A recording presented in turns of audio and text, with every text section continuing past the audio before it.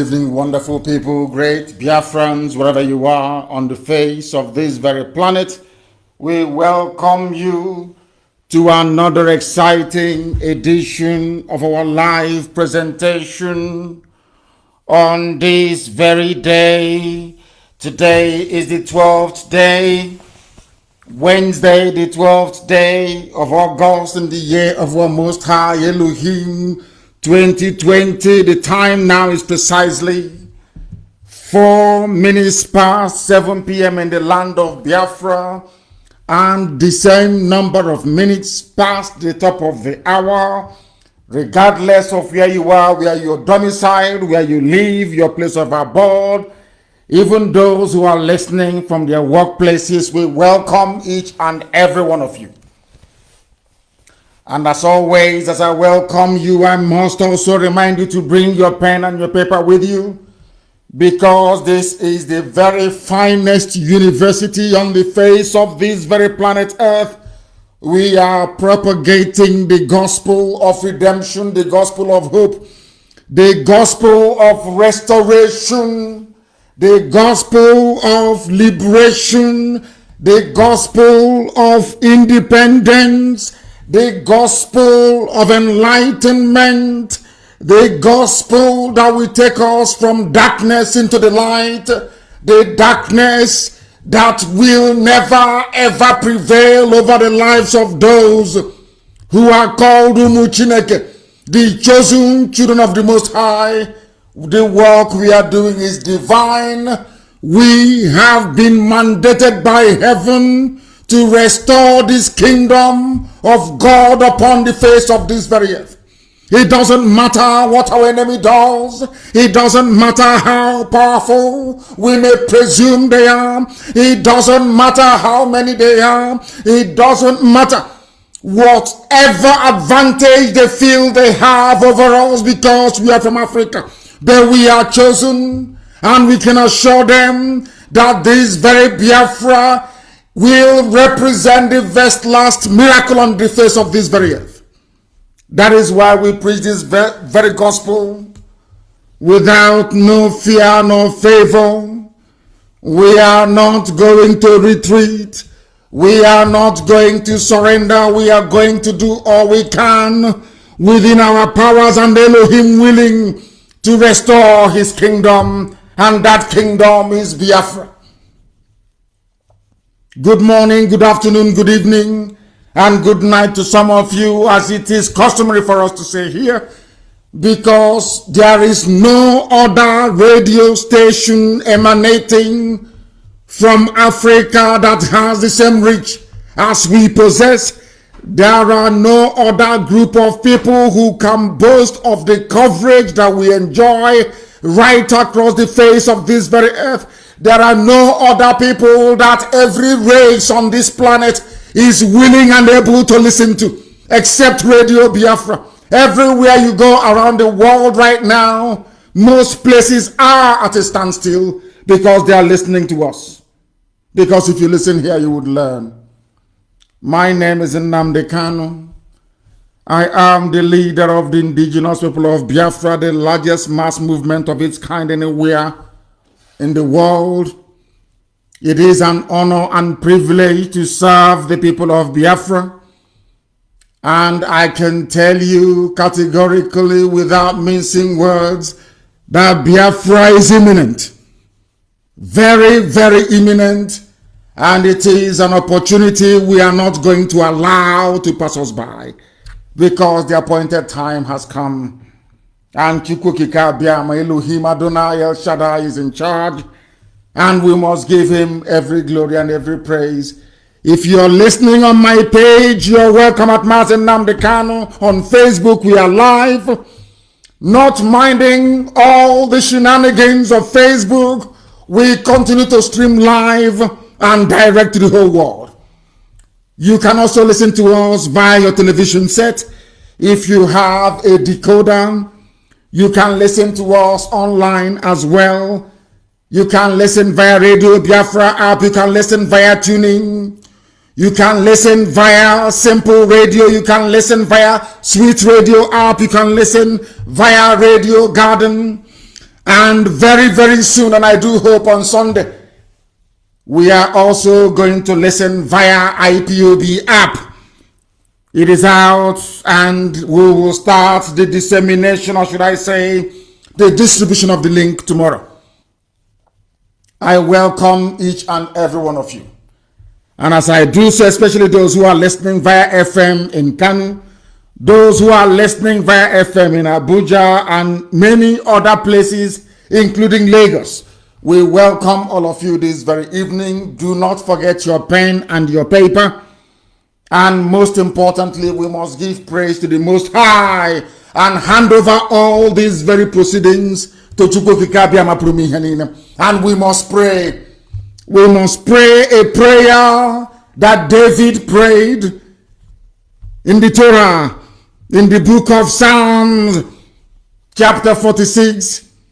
This is a prayer to reaffirm that God Almighty in heaven, Chukwokika Biama, Abase Tamuno, Olisabinigwe is our refuge.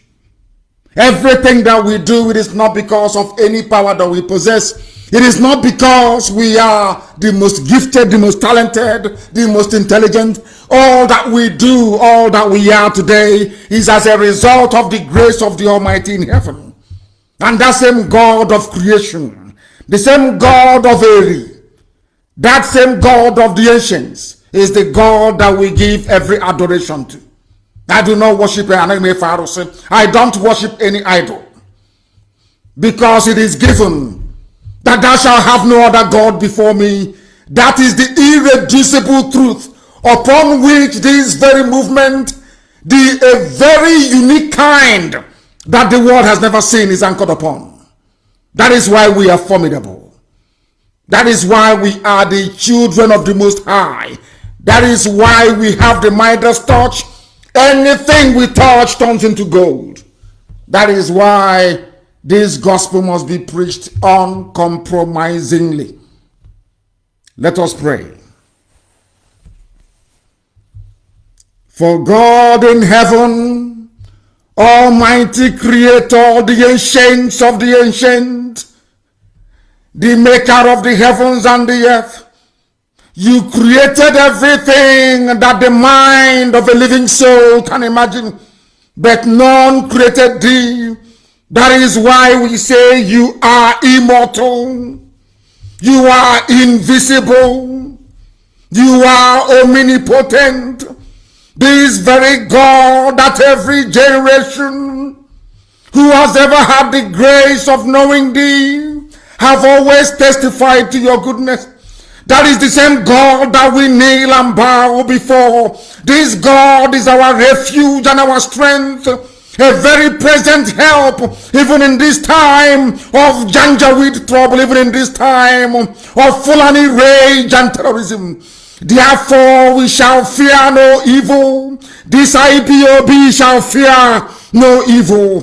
Even if the whole world is against us, even if Britain intensifies their effort to crush this very light of hope in sub-Saharan Africa, even though they shake the mountains, even though the seas may rise, even though they may give all the weapons and ammunition to the Zoological Republic, no matter what they do, no matter how they ferment their rage, it doesn't matter to us. For God, Chukwokika Biama, is in the land of Biafra. We shall never ever be moved.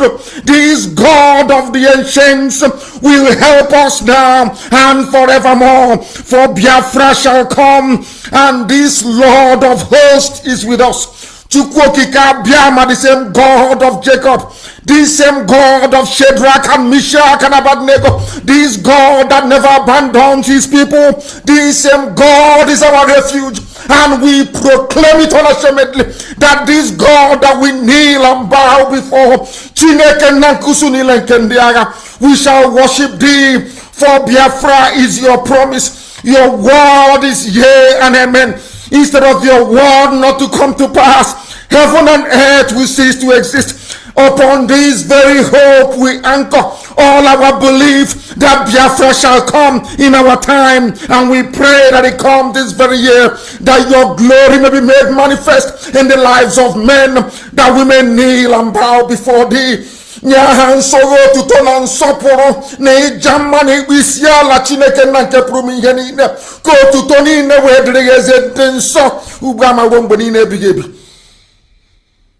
Ise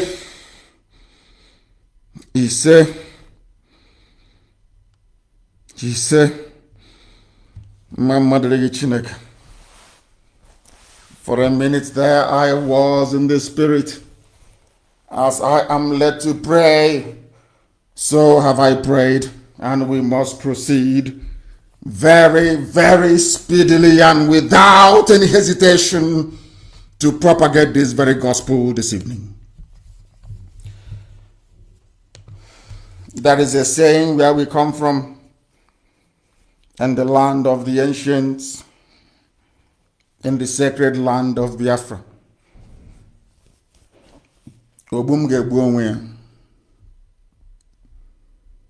It means that those who have come to kill us will also kill themselves. You must listen very carefully this evening, because the God Almighty that we serve have placed this very burden of banditry, this very burden of anarchy and strife even amongst our enemies. And I start this very evening by referencing a publication in one of Zoo newspapers. And the headline reads thus: "Bandits attack Katsina community, kill 1 and kidnap 2.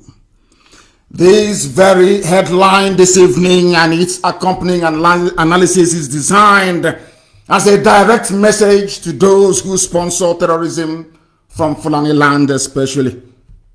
Nasser El-Rufai, the governor of Anambra, of Kaduna State. I wouldn't say Anambra, it's Kaduna State. Things are happening in Anambra, of course, that is true.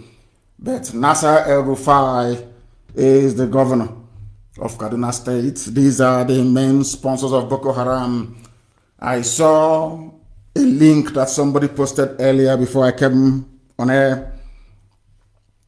That link had it bold, loud and clear, that the Fulani governor of Kaduna State, El-Rufai, is the chief sponsor of Boko Haram right now as we speak, and every Janjaweed movement that you have in the zoo killing people.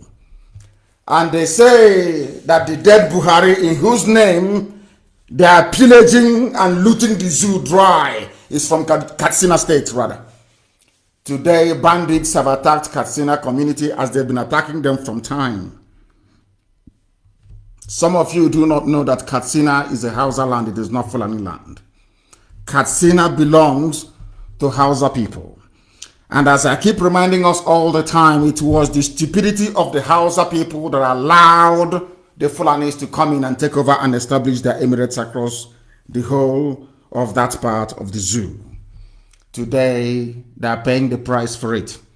I am reading out this very news to warn Ohaneze, to warn Igbo governors, to warn any politician who may be harboring the intention of perhaps wittingly or unwittingly to advance the Fulani cause, which is the conquest of our land. I want to remind all those people, all of you, one after the other. As you can see, I'm speaking very, very calmly. I want to remind each and every one of you, if you're a politician, you're agitating for 2023 or 2096, as the case may be, for your presidency. For those of you who are talking up your prospects of belonging to a one zoo, one Nigeria, all of you should understand what is happening in Katsina today. We know that southern Kaduna is under siege, and also parts of the south, including Biafra land, is under siege as well.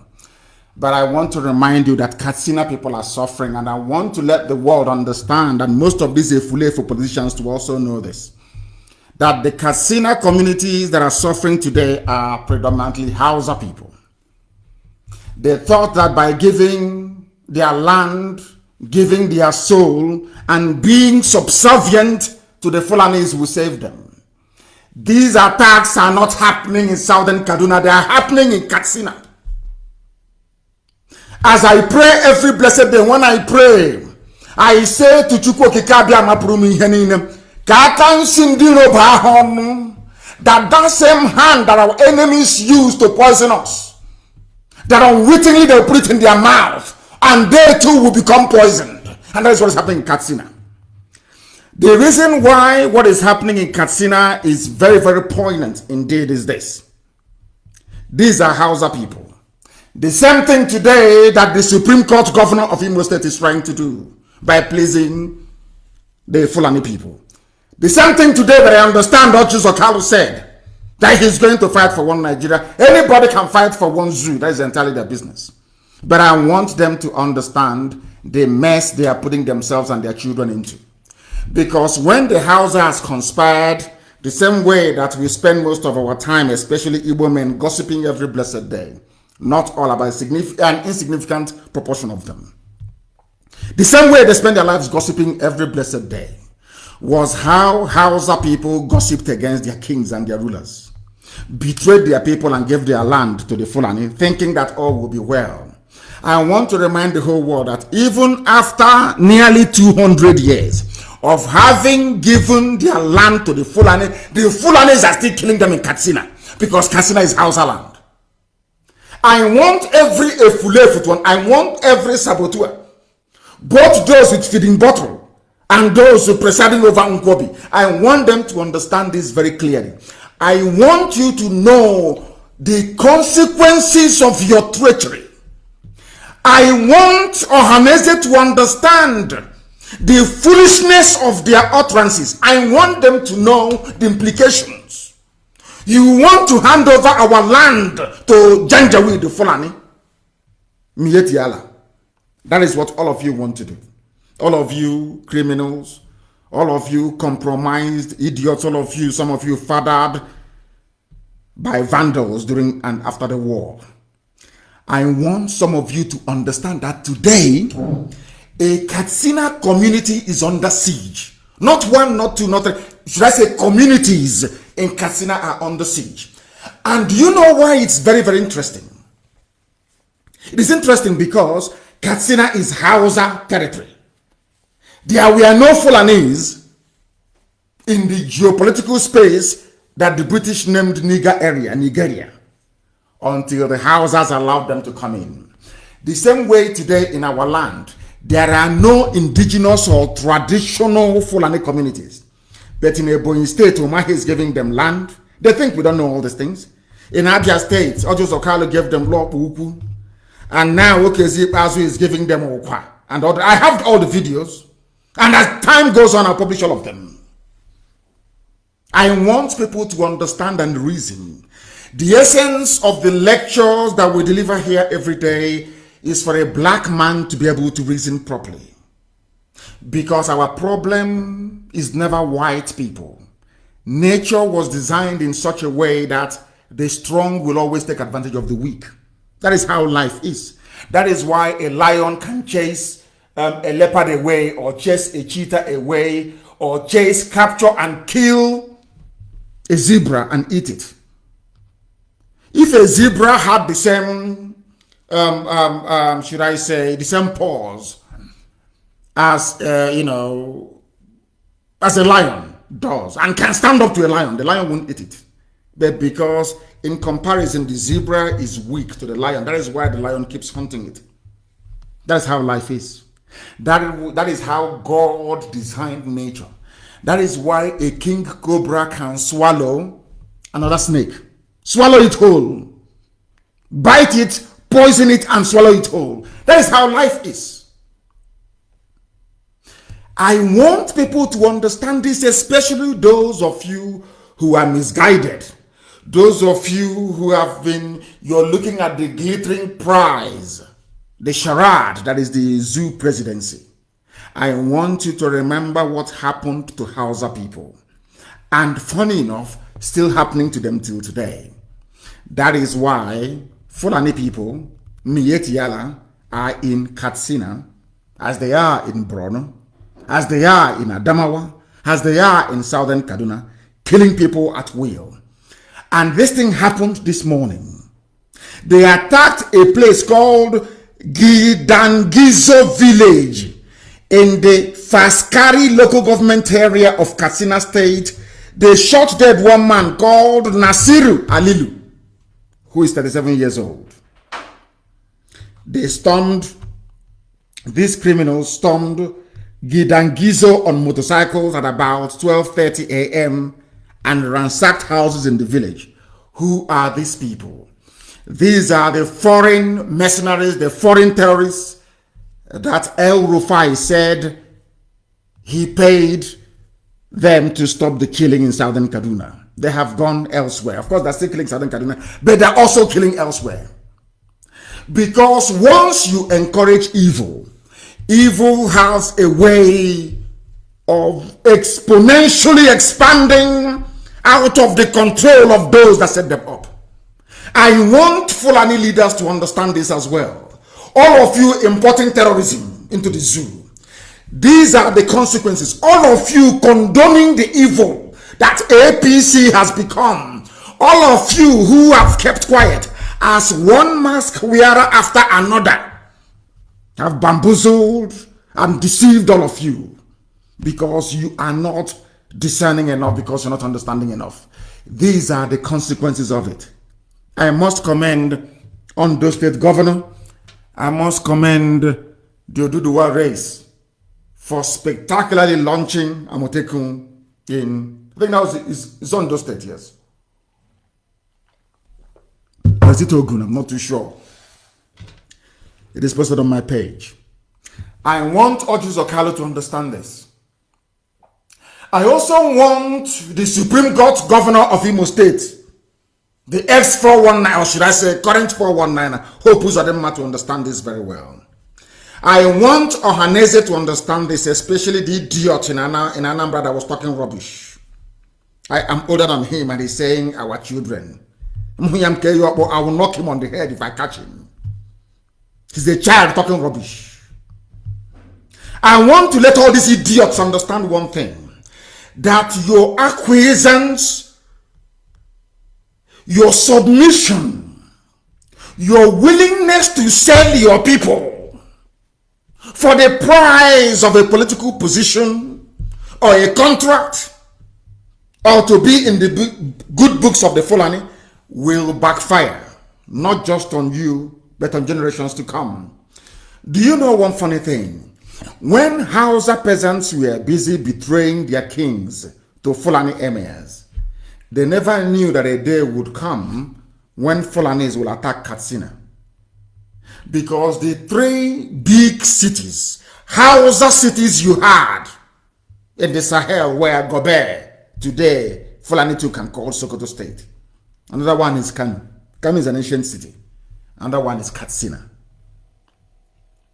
Today, do you know that after giving their land to the Fulani, after allowing them to establish and run their emirates, after voting in all exclusively Fulani governors, they are not satisfied. They are still killing Hausa people till today. I want Ojos Okalo to listen very carefully. I know that some people are selfishly self-destructive in pursuit of their selfish goals. They destroy a lot of things. There is a video I will play later, not now, where those that call themselves traditional rulers were sharing money from Fulani people. These are the elders that they claim deserve respect. What they are doing today, future generations are going to pay very dearly for it. These are the things our people would need to understand, if at all they are willing to understand it. Bandits are coming and killing people because Fulani governors, Fulani politicians, Fulani millionaires, Fulani billionaires, enriched with money stolen from the treasury, they went and set up terrorist groups not knowing that those terrorists will turn around and kill their own people. Today they're killing Hausa people in Katsina. Not minding that Katsina has exclusively Fulani rulership. The emirate is Fulani. The governor is Fulani. Not minding any of these things. They're still killing Hausas there. The fathers, should I say, the forebears of the people you have today in Katsina were those that sold their land to the Fulani. But that didn't stop them from being killed. For the sins of their forefathers, over 200 years ago in Katsina, they are being killed today. This is a lesson I want Tojo Zokalo to learn. A lesson that I want Ohaneze to learn. A lesson that I want the Supreme Court Governor of Imo State to learn. This is a lesson for us all. Because what we are allowing today in our land, if it continues to grow the way it's been growing,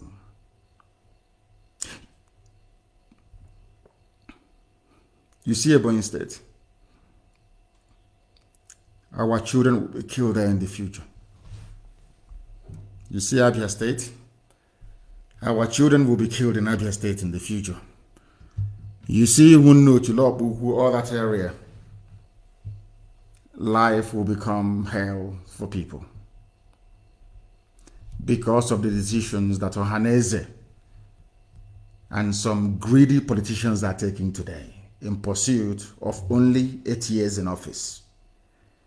If you get this 8 years in office, you will destroy our land for 800 years. We will become like the Jews of Europe. In the next 2,000 or 4,000 years, those that are descended from us will fight their way into our land. And if by then Britain continues to wield the same amount of power that it wields today, the same way that Britain said that Israel will not exist, is how Britain will then stand up and say that Biafra will not exist. I need all of you to understand this tonight. That people are dying in Katsina State for the sins of their forefathers. 200 years ago, they gave their land to the Fulani. That did not stop the Fulanis today in 2020 from slaughtering them in Katsina of all places. This is a very big lesson. This is a very big lesson for all of you saboteurs. A very big lesson. And you are also putting yourselves in danger. Sabo, you are putting yourselves in danger because you are coming to ruin our land, our way of life.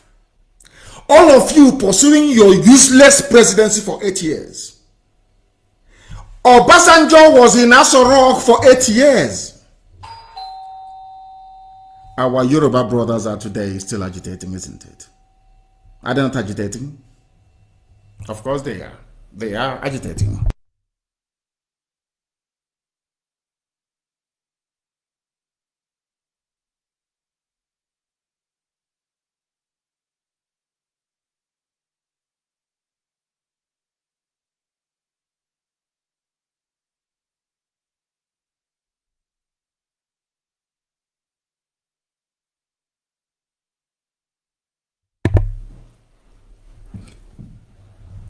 These are the things that I want our people to understand.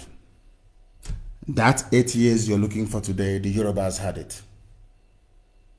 They had it for 8 years. And what became of them? Today they are agitating for the Duduwa Republic. Today they are at the forefront of trying to return the zoo to the 1960 constitution of regionalism. 8 years did not do anything for them. Jonathan was in power for 6 years. What did he do for Biafra? Nothing. Today we are still agitating to have Biafra. All of them from the north that have been ruling for heaven knows how many years. What has happened? Absolutely nothing. People are dying even in Katsina today. What does that tell you? that giving you 8 years in office cannot solve any problem for you. It cannot do anything for you. We want to remind all of them, all of you who are clamoring and campaigning and talking rubbish about presidency and saying you don't want Biafra, or that you've been mandated to talk about one Nigeria. We want you to understand the damage that you're doing. All of you are behaving exactly like Azikiwe against the advice of Mazin Bono Jika. All of you are behaving like you don't see exactly the same thing they were telling you don't see, he wouldn't hear. They were talking to him, he would not hear. They begged him, he said no. Unitary system, one Nigeria. And he paid with his life. All of you don't know history, you don't study history, you know nothing, your brains are empty. All you're seeing is money. All you see is money. All you are after is money, power and influence. And let me ask you a very simple question. How many people can remember who Jonathan's tenure in office? How many children today or adolescents can remember who Obasanjo is? I can assure you that not many people. These are the things that you need to factor in. Because we in IPOB, we sat down for many years. We considered all these permutations. We came to the conclusion that only freedom will suffice. Let everybody be on their own. And if they want to get together in the future, that's entirely their business. These are the things that the Fulefus must understand. And as we are preaching tonight, if nothing would move you, all of you Efulefus, all of you fools talking about one Nigeria, all of you yapping your rubbish every blessed day on the pages of newspapers, all of you talking garbage about presidency. Let us play. You've also, this clip went viral, it's everywhere. But I want to play this clip again for the benefit of those who are listening all over the world, especially those lecturers in Argentina and that very lovely white lady in Cologne. I want people all over the world to understand what somebody who has seen money tasted power sounds like today in the zoo. The former deputy governor of the Central Bank of the Zoological Republic, that the world may know, that the Fulefus may know, because there is something called expediency. Those things you're doing today, campaigning for zoo presidency, saying, oh, we are everywhere, we own shops, we own chemists and all that rubbish. The Jews had the same thing in Europe. It didn't stop them from being slaughtered. And as Mbakwe once said, a first fool is not a proper fool. It's a second fool that is proper foolish. I think it goes somewhat like that. We were killed over 5 million before. The world never questioned. Nobody asked questions. Nobody stood trial. No tribunals were convened nor set up. Nobody was tried. Even the fool that killed over 5 million people, go on, is walking about today telling us to pray. Let me tell you something. If we make the mistake of falling into this trap of one Nigeria, one zoo, one presidency, I can categorically assure you that the next time they will kill over 10 million. And as long as Britain is there to protect them, the world will not set up any inquiry either. Only 150,000 people die. I'm not trying to diminish the lives lost in Rwandan genocide. There was an inquiry. People were killed in the Congo, there was an inquiry. People were killed in Bosnia-Herzegovina, in the Yugoslav wars, there was an inquiry. People were killed in Cambodia under Pol Pot, there was an inquiry. The UN stepped in. 5 million of you were killed and nobody asked any question. If that doesn't remind you to love yourself, then nothing else will. Nothing else will. The mistakes the Hausas made, we cannot afford to make it. The mistakes that others have made, we cannot afford to make it. And do you know why? Because we have too many enemies than those people. There is no other race on this that is hated more by the British than Biafra, and the Igbo man especially. There are 3 races that Britain hates very bitterly: the Irish, the Kikuyus of Kenya, and the Igbos. Go and ask, go to your history. It was a Times editorial. What I'm telling you, I read in a British newspaper.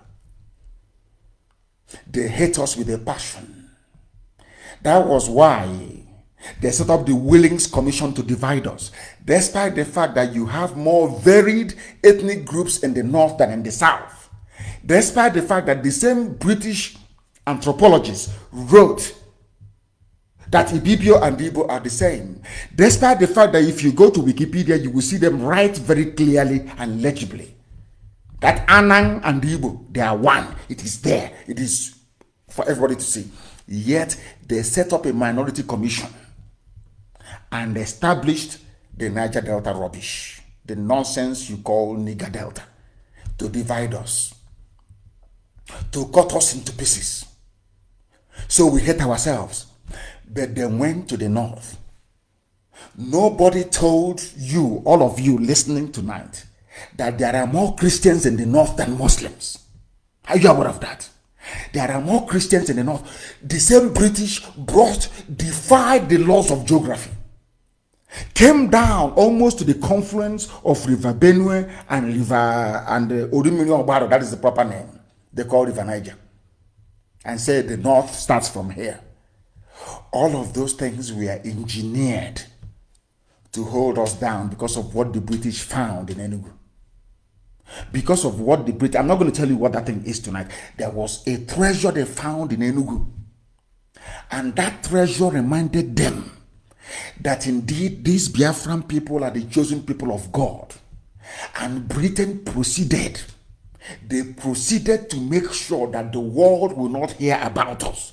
That the pyramids as in Sudan, the same dwarf pyramids you have in Egypt that we have in our land. Britain saw these things and they went crazy. They said, if we allow these people to emerge, if we allow them to stand as Biafra, light will come into Africa. And Britain swore over their dead body, will Biafra emerge. There is something that Britain doesn't know. I preached this gospel in the year 2015 and I'll preach it again tonight. You see, Britain will be taken over by Muslims. Write it down as I'm telling you now. Britain will divide. Scotland will go, Northern Ireland will go, and Wales will go. And you know the funniest thing? Britain will not know what is happening to them. I said to you, you will not know it is those bunch of niggers called Biafra. That is because of them that God will decimate Britain. You see that tiny Biafra, Britain, you see that tiny, inconsequential Biafra. You see that Biafra because they are black. They are nothing. They can be killed in their millions and nobody will care. I want to remind you, Britain, that because of that tiny Biafra, your land will be decimated. And foreigners will take over your land. Write it down tonight, 12th of August, 2020. When it happens, as I did with the clip I posted, that was yesterday. When it happens, I will play this clip. And I will say, do you remember? 12th of August of 2020 when I said this. That's what's going to happen to you. Let us listen to what this man has to say. I want us to be very sober and to be in a reflective mood tonight to understand that there are some decisions you make or you take that will come in the future to bite you on the backside. Now, let me ask you this question. Do you know how many Fulani settlements there are in Enugu State? Do you know how many Fulani settlements there are around Nsukka? Do you know how many, acres, should I say hectares of land the Fulanis have taken over in Nsukka? Now, wouldn't it be nice to go back to Zeke's grave and dig out his body and show him what has become of his one Nigeria? I bet you that when Nnamdi Azikiwe was his name, in fact, when Azikiwe was busy campaigning for one Nigeria, he never foresaw that there will be a time when we'll be battling with the Fulanis to leave our farmlands alone. Nnamdi Azikiwe never foresaw that a time will come when women in his village will be raped and killed by the Fulanis. Nnamdi Azikiwe never knew that one Nigeria meant Fulani hegemony. Nnamdi Kanu never read the intentions of the British, that their sole aim was to breed a race of vandals, people that can never ever be educated enough. And as I'm talking to you, please, I'm sorry to interrupt. Do you know that Facebook, what they do is, when I post something, after every 3 days, they remove it. As I'm talking to you right now, I want to see if I can snap the screen of one of the computers that we are using to broadcast tonight, because very shortly they will remove it. What they have done, this is, I want you to understand the number of powerful enemies that you have. Biafrans. I want you to look at Trump, for instance. I'm not saying it because Trump is going to do anything for us. Look at the number of enemies that Trump has today. Some of them for no reason. I want you to look at it. How almost the entire world media is against one single man. That is the same fate that Biafra is undergoing. For no discernible reason. Hatred from everywhere, including from quarters you feel ought to know better. I want to snap this very screen and I will post it to the whole world. This is what they do every day. When I post something, after 3 days, they will come back and they will remove it. Some of you will notice. What I have said is here, this is your post. It says here, you can't post or comment for 3 days. This is because you previously posted something that didn't follow our community standards. You also wouldn't be able to go live again. As I'm talking to you now, they want to stop the live program. And for them to stop this live program from going out on Facebook, you know what I have said? They dug up a post that I made 3 days ago. This is the first time I'm hearing of this one. That not only are they going to stop me from posting, they said that I can no longer go live. If I click on this very thing now, those of you listening to me via my Facebook page will be cut off. Did we do anything to Facebook? The answer is no. But you see how Satan, because Biafra represents light, you see how hard Lucifer is working. Do you see why I am not surprised when you have politicians and saboteurs of all shades and sizes, so to speak, rise up against Biafra? Because inadvertently they are working for darkness. The same thing that Britain did in the past is what they are doing today, without knowing it.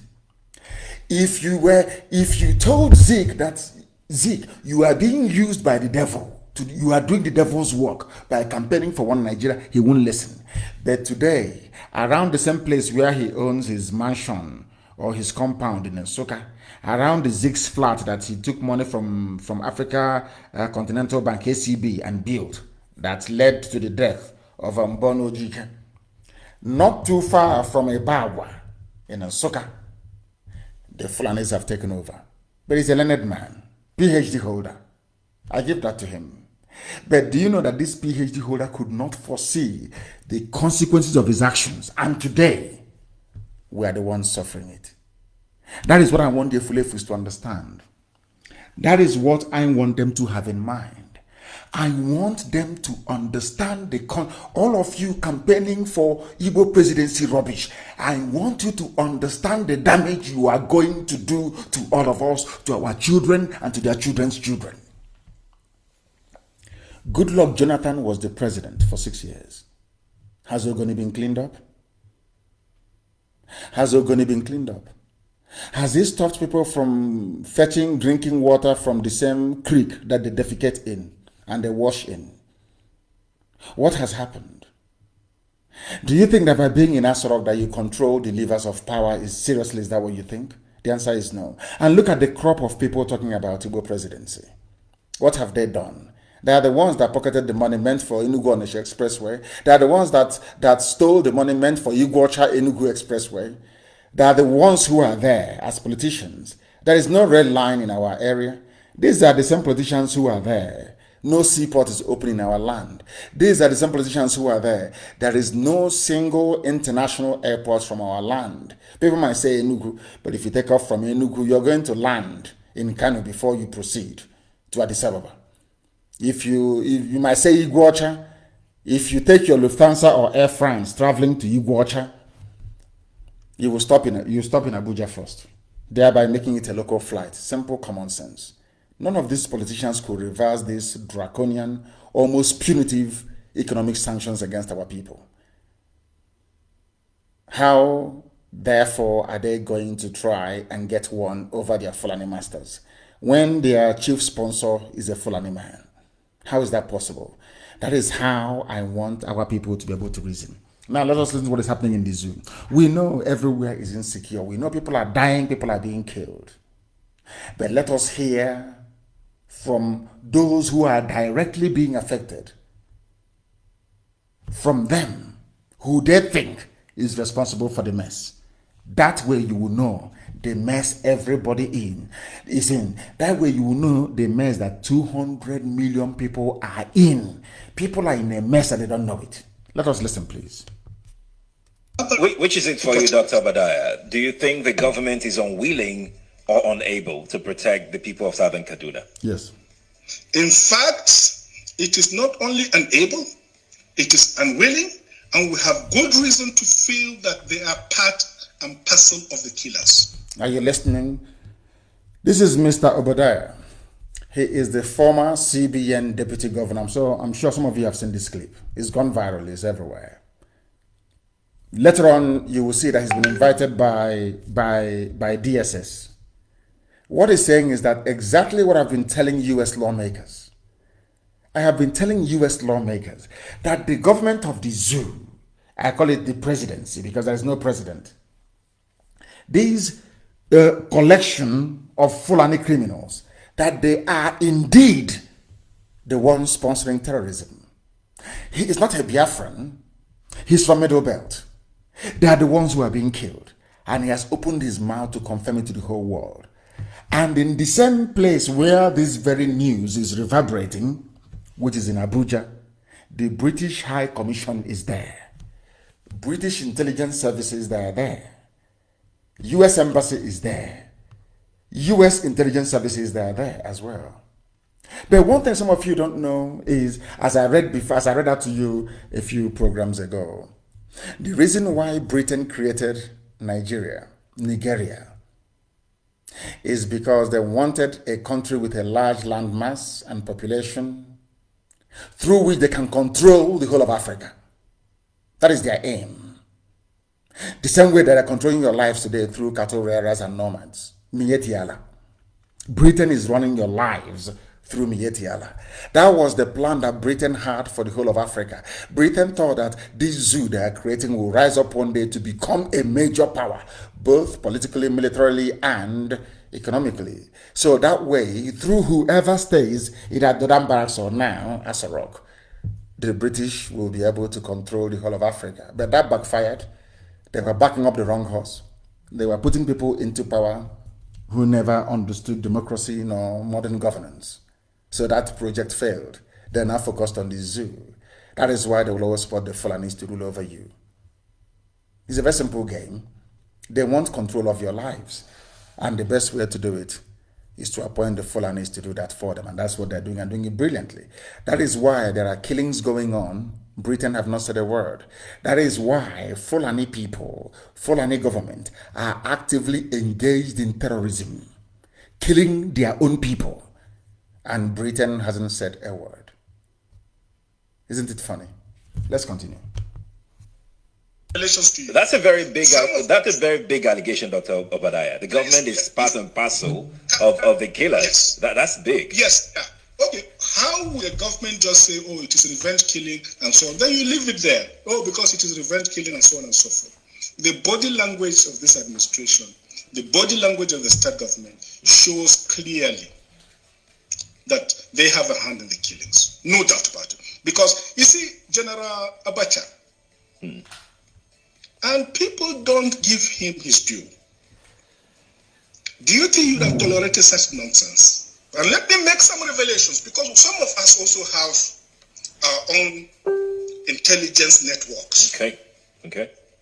Have met with some of the bandits. We have met with some of their high commanders. One or two who have repented. They have sat down with us, not once, not twice. They told us that one of the northern governors is the commander of Boko Haram in Nigeria. Are you listening? Boko Haram and the bandits are one and the same thing. They have a sophisticated network. During this lockdown, their planes were moving up and down as though there was no lockdown. Moving ammunitions, moving logistics, moving money, and distributing them in different parts of the country. They are already in the south, in the rainforest of the south. Are you listening? They're everywhere. They took. And which people have the rainforest in the south? Is it not Biafra? And Pastor Boduduwa as well. During lockdown, they were moving the same thing I've been telling you. During the lockdown, they were moving people, moving the terrorists all over the place. All of you saw it. Some of you saw it. You saw them moving their terrorists all over the place. We kept warning you that these are terrorists. Did you hear Britain say anything? I made a post today, and I reminded Britain of the formation of Amotekun.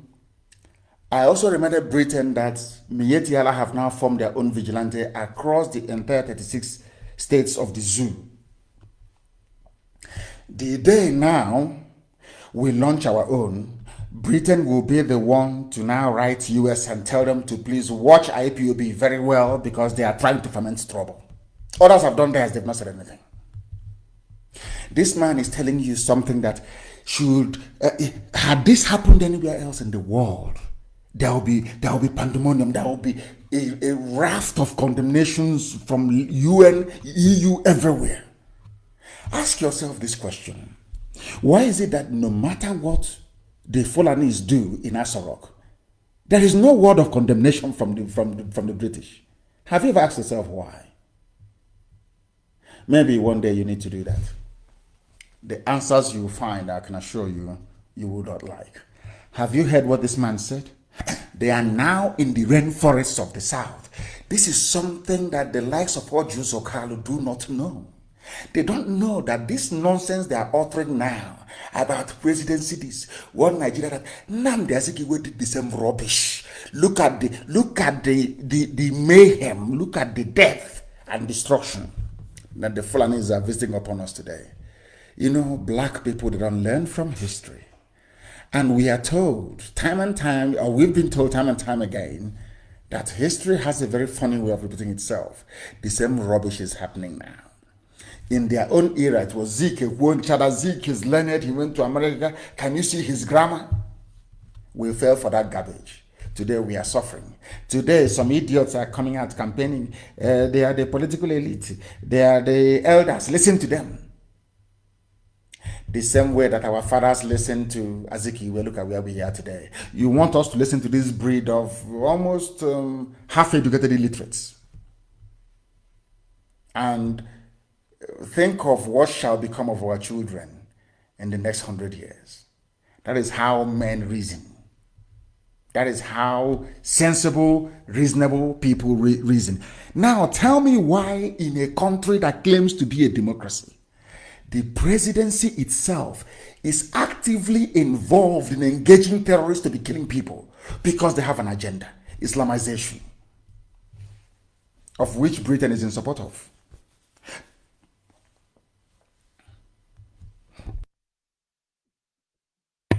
Of which Britain is in support of. Let's listen again. Listen carefully. You leave it there. Oh, because it is revenge killing and so on and so forth.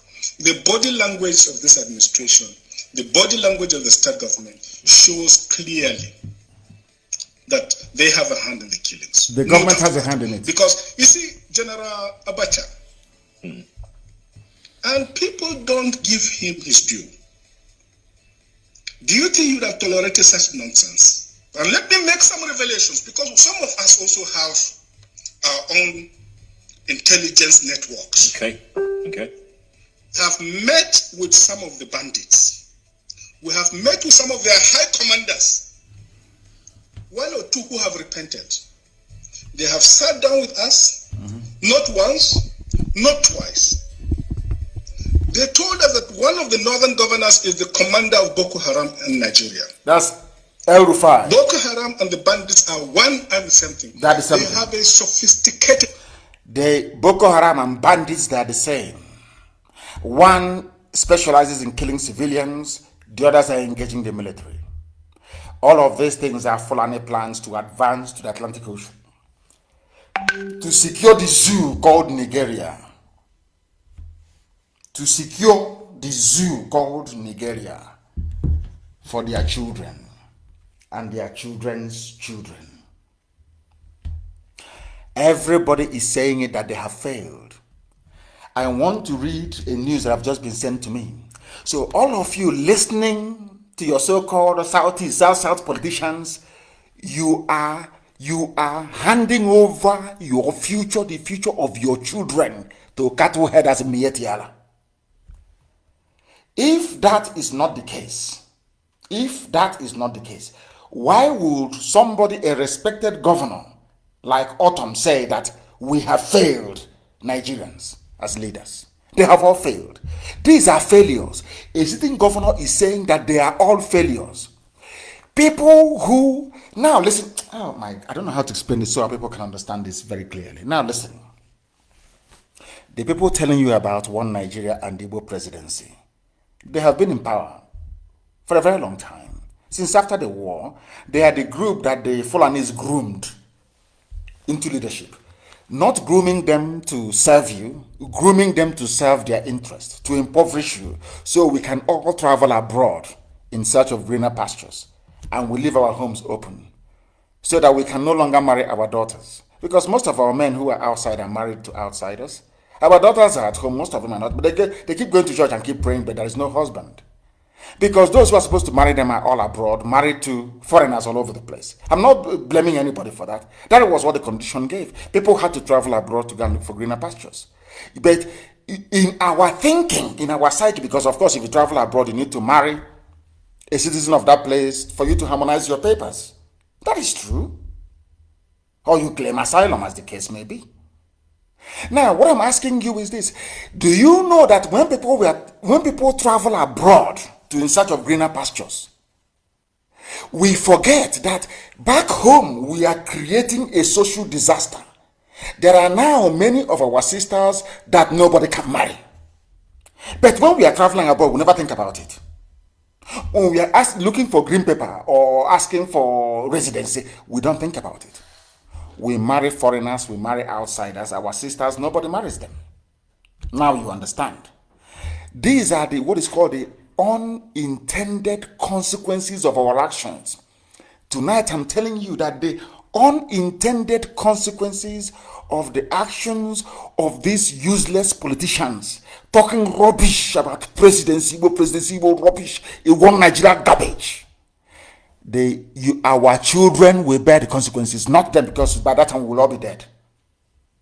What is now happening in the Middle Belt, happening in the North, will happen to us as well. But this time around, at a far more grievous, a far more heightened scale, and nobody will come to our rescue. Do you know why Facebook removed the post that I made? Because in the post I made, I told Britain that they created the Niger area. I said to Britain, today you can see what your Fulani pets are doing. You cannot talk. The day we rise up now to defend our land, I will bring you their submissions and their letters to UN, to EU, to everybody. They will be the first to say, oh, look at them, they've come again, secessionists, Biafra, they have come again. That's why Facebook said I should remove it. Facebook said I should remove it.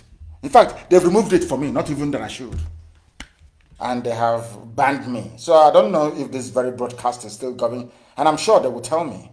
If this broadcast is not getting through, I'm sure somebody somewhere will tell me. It is still ongoing on my page. These are the enemies you're facing. Very powerful, but you don't know. Their plan was to depopulate our land. Their plan is to keep sponsoring all these terrorists until we flee from our villages. Their plan is to take over our land. And I can assure you, no world power will come to our rescue, for the simple reason that one of the few good people left, which is the US president, he's under siege. Trump is under heavy siege from the left, everywhere he's being bombarded because he's doing the work of God. Look at where we are today. A man is telling you that the government of the country some of you pledge allegiance to is complicit in the murder of you. They are slaughtering all of you. And nobody wants to come out to protest en masse. Nothing is happening. Compare that to Lebanon, where ministers are resigning. People are out on the streets demonstrating in their millions. Compare that to your apathy as a black baboon in Africa. It is very clear. This man have said it all. What else do you want to hear from me? And the reason why I say that Governor Autumn is one of the few reasonable, sensible politicians in the zoo, because he calls it as it is. That is why I respect him. He says things the way they are. He said, allow responsible citizens to carry assault rifles. Only, can you believe that people are sick? Can you believe that in a country you claim is yours, Nigeria, only one group of people are allowed to carry AK-47, assault weapons? Who are they? Fulani Miyetti Allah terrorists with their cattle. Every other person is not allowed to carry AK-47. Governor Autumn is saying, allow ordinary people to defend themselves, a sitting governor. The same thing I told the whole world in 2015, that they are coming. I told you they are coming. In 2014, I said the same thing, that they must come. Have they not come now? Now, a governor, the same thing that I said, they said, it's reasonable felony, that all these baby saboteurs, they were producing it and giving it to every government of the world. They gave it to the Canadians, they gave it to the US government, they gave it to the Australians, everywhere. The same thing I was saying, give us arms to defend our guns and bullets to defend our land, is what a governor said today, in the newspaper. I'll read it for you. Breaking, it says here. It was published by Vanguard newspaper. Let responsible citizens carry guns, assault weapons, to match Miyetti Allah. Miyetti Allah are their foot soldiers. Miyetti Allah is in Boko Haram. They are in ISIS. Miyetti Allah is in Al Qaeda in the Maghreb. This Miyetti, they are the bandits themselves. Your useless Miyetti Allah, they are the criminals. They are the killers. Britain, have you heard Britain talk? No, never. Now listen. The governor of Benue State, Samuel Autumn, on Wednesday appealed to President Muhammadu Buhari, led, because they know he's no longer there, led federal government to allow responsible citizens to carry guns such as AK-47 to prevent criminals from attacking harmless Nigerians. Wasn't that what I said at World Igbo Congress in 2015? This was what I preached on Radio Biafra in 2014. After how many years? About 5 years, so to speak. A governor is saying it. And nobody is charging him with treason. Nobody wants to hang him. Nobody has made an attempt on his life to kill him. I survived 2 assassination attempts. One at Obakala, one when they stormed my house. 2 attempts to kill me. I have the videos. I have not shown you the video of the one at Obakala. Somto shot it, he was with me. One day I'll ask him to release it. I have survived 2 onslaughts. They were shooting at us. At Obakala, ask Obakala people, they will tell you. Ask the war, they will tell you what happened that very day. They said that we had juju with us. That was why the guns couldn't penetrate. In the videos, you will hear them, you hear the guns going off. But none of us was hurt. We escaped the assassination attempt 2 times. He has said the same thing that I said in 2015. And he's still alive. People don't reason. That is the problem with a black man. I will keep saying it. Let us leave what Autumn said Autumn is a good man, the governor of Benue State. Let us go to the Catholic bishops. Are you going to accuse them of treason as well? Is Britain, are you going to accuse Catholic bishops of treason? The same Catholic bishops rose up and said, defend yourselves. Defend yourselves. All of you have seen you have read the news. Is that not correct? Defend yourselves. Catholic bishops have asked Nigerians to rise up and defend themselves against attack by bandits, headsmen, kidnappers, and other violent criminals across the country. Catholic archbishops. I said it before, at least Catholic archbishops or Catholic priests, they have a history of standing up for the rights of people. They have spoken. Pentecostalists, they won't say anything. They want tithe and offering. Catholic bishops have said it. What this Catholic bishop said in 2020, I said in 2014, 2015. Now tell me, have they committed treason? Have these bishops, Catholic bishops, have they committed treason? How can somebody be coming to kill you? They claim is from Mauritania, somebody from Mali, somebody from heaven knows where, coming to kill you. Because if you catch them and say, oh, they are foreign bandits, they are foreign terrorists, coming to kill you. Yes, somebody is telling you not to defend yourself. You listening to such a fool, are you not an idiot? You see, when I speak, they say I insult them. Tell me, people that exhibit this level of idiocy, why they shouldn't be entitled to insults. Nnamdi Kanu said it. He said, bring him, let's hang him, let's kill him. A governor have said the same thing that I said. Catholic archbishops are now saying it. Are you coming to me to apologize? Maybe one day they will apologize. Maybe. But I just want to let you know that what we see 5-10 years ahead, you cannot see it now. That is why everything we do always yield the right results at the right time. There are some things that we say on air. There are some things that I say to people. I tell them. They find it very confusing and baffling. They wonder, how is that possible? But one day it will happen. By the time in 2015 I was telling World Igbo Congress to give us guns and bullets, people thought I was crazy. They said he's a warmonger. He wants to start war. And I said to them that I have seen something you cannot see. They said, how? Are you a prophet? Are you a man of God? I said, I'm not. But I preach the gospel of Elohim. Chukwu Kikabiyama gives me revelations. And I tell you, and it will come to pass. They said, no, it's not good enough. That thing I said 5-6 years ago, Catholic bishops are now saying it today. A sitting governor is now saying the same thing. What does that tell you about us? That we are very special. Very, very special, I assure you. We see things that others cannot see. And when I tell you that the zoo is gone, the zoo is gone. If I tell you that Biafra has come, Biafra, that is nothing. Let me tell you something. People, I said this last week. The reason why I said Biafra is the last miracle is because despite all the opposition against the emergence of Biafra, especially from Britain, Biafra will come. That still is a miracle. Not by what you and I are doing, but by the grace of Almighty God in heaven. Catholic bishops have told you, defend yourselves. Do you have AK-47 where you are now to defend yourself?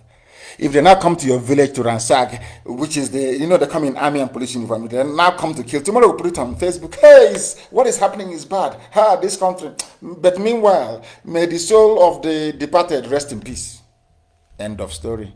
Remember all our righteous indignation and outrage at Ozowani massacre in Enugu.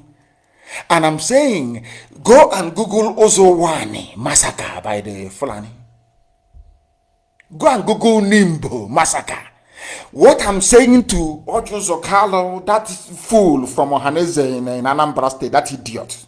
What I'm saying to you is, do you think that when Nnamdi Azikiwe was championing his one Nigeria with Ahmadu Bello and Tafawa Balewa, that he thought one day that these same people will send their grandchildren to come and kill his own grandchildren? He never knew that. But one man saw all these things.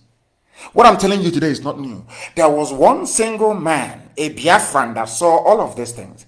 He called Azikiwe to work. The same thing we are telling Ohaneze today and all these Efulefus, these people that keeps talking rubbish every day to BBC, we're talking nonsense.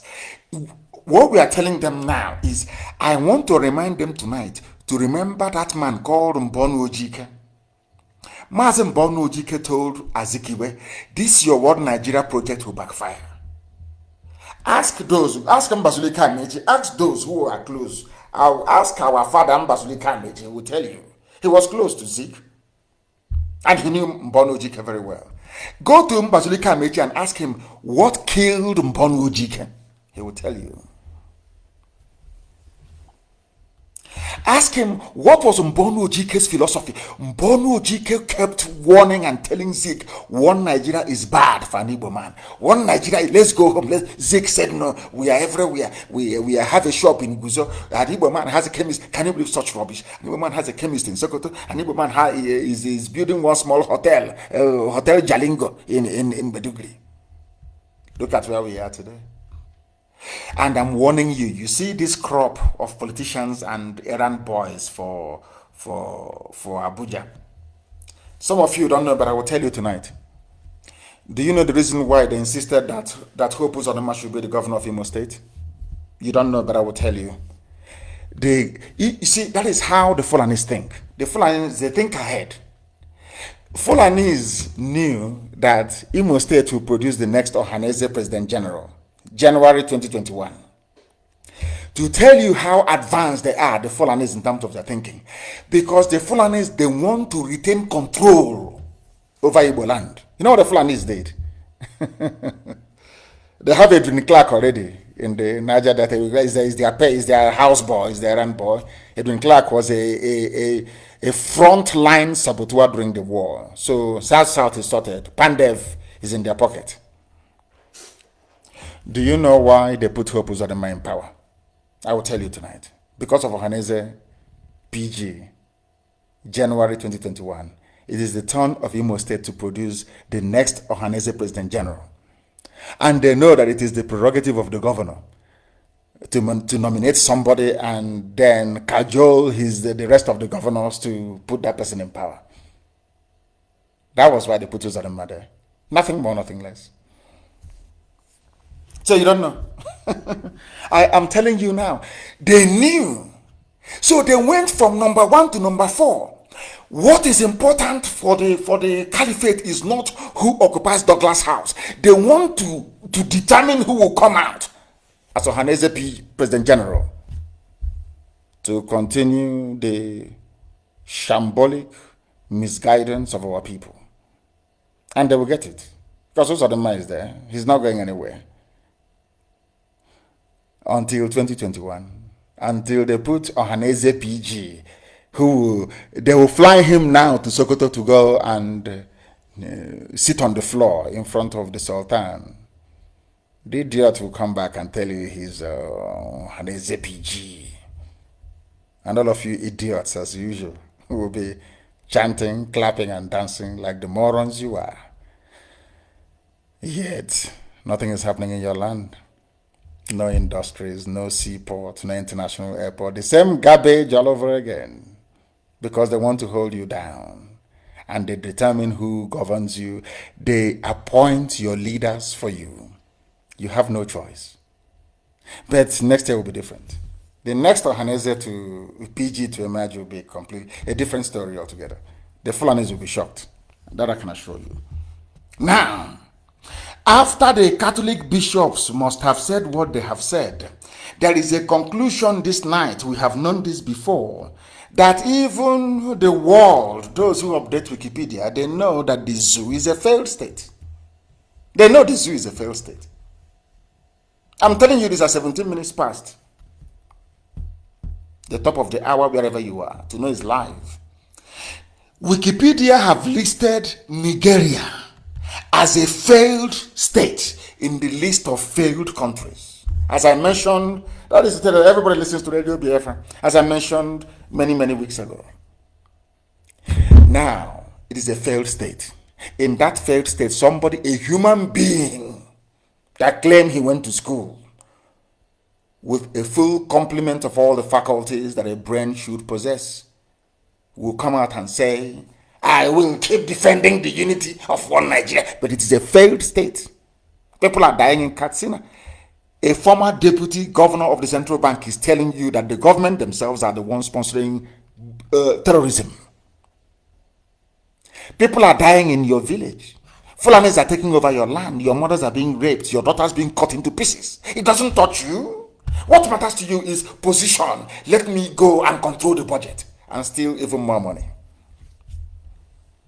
Do you see why the bunch of people you have are all failed leaders? Failed, completely failed. The only thing that gave honor and pride to our people is not IPOB. Without IPOB, which other honor do they have? They have nothing. And they're standing on that IPOB to be talking rubbish. You want presidency. The same rubbish Azikiwe did, presidency. The same nonsense Ironsi did, presidency. Where are we today? You people you don't reason. Don't reason very well. I feel ashamed for you people. You are in a failed state. A state that the whole world, even UN, recognizes as a failed state. You're yapping rubbish. Talking absolute garbage. Nonsense upon nonsense. Complete failed state.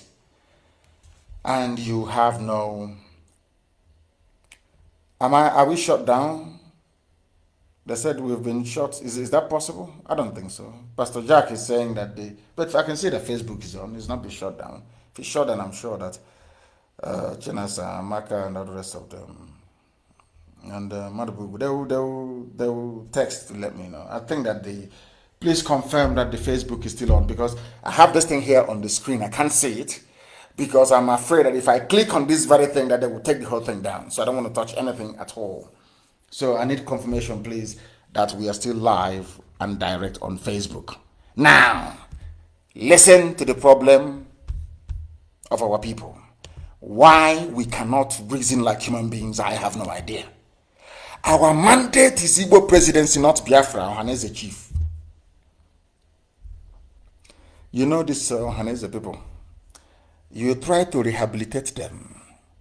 You try to teach them. You try to lecture them. You try to get them to reason like people who are involved in, should I say, socio-cultural development of their people, and all the time they refuse. Imagine the type of comment coming from the mouth of somebody who says he's Ohaneze chief. Because we gave them the leeway, because we spoke to them, because we said we'll be nice to them. Can you see the nonsense coming out of their mouth? Unguarded utterances. When it was the time of the Yorubas, when they wanted to agitate, using OPC and the rest to agitate, did any Yoruba politician come out and say, we don't want your Dudua, what we want is a Yoruba presidency? You see how foolish people are. When I say that, they say, I don't want to insult anybody in Ohaneze, but you see how daft they are. I'm asking you a simple question. When OPC's agitation was raging for Dudua Republic, and they produced the Olufalaye and Obasanjo to contest in 1999, I'm asking you fools, some of you idiots in Ohaneze, I'm sorry to say, but I have to use this type of language because you people are fools, you don't know anything. I want you to go back and show me where any frontline Yoruba politician or elder came out and said, we are warning OPCO, what we want is Yoruba presidency, not Oduduwa Republic. I want to prove to the world that these people some of these people that speak for Haneze, they're just fools. They have no brain. They claim they're politicians, but they know nothing. They don't know what is called leverage. They have no idea what a leverage is. Let me give you another example. When Fulanis formed Boko Haram to kick out Jonathan, and Boko Haram was killing people everywhere, I'll get to it later on, and Ihejirika was fighting them. What did Buhari say? Did Buhari say to Boko Haram, stop what you're doing, or we are only interested in the Fulani presidency? I want to prove to the world that an average Igbo errand boy, stroke politician, is a complete dumb fool. They have no brain. So you cannot come and make a forceful point for your useless Igbo presidency.